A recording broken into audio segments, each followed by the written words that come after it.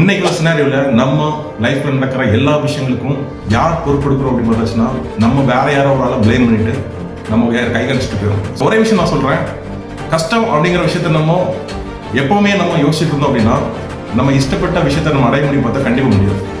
உங்களுக்கு ஒரு ட்ரீம் இருக்கும், அந்த ட்ரீம் அந்த கனவு அப்படிங்கிற விஷயம் வந்துட்டு எல்லாருக்குமே இருக்கிற விஷயங்கள் எனக்கு இருக்கு, உங்களுக்கு இருக்கு.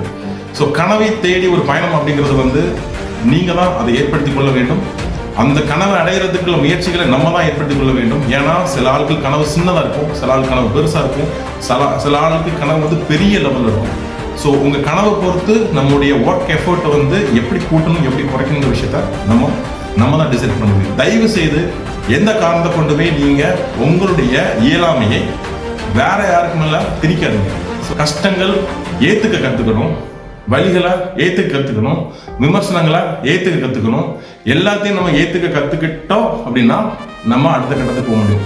யாரோ ஒரு ஆள் நம்மளை விமர்சனம் பண்ணுறாங்க அப்படிங்கிறதுக்காகவும், யாரோ ஒரு ஆள் நம்மளை கிரிட்டிசைஸ் பண்ணுறாங்கிறாங்க அப்படிங்கிறதுக்காகவும் நம்மளுடைய டெஸ்டினேஷனை நம்ம அடையாமல் நம்ம அப்படி நின்றுட்டோம் அப்படின்னா நம்முடைய கனவு முடியும். கஷ்டம் இல்லாமல் வாழ்க்கை இல்லை. கஷ்டப்பட்டு கிடைக்கின்ற ஒவ்வொரு வெற்றியும் நிரந்தரமான வெற்றியாக வாழ்க்கையில் அமையும் என்பதை மனதார நான் வாழ்த்துகிறேன்.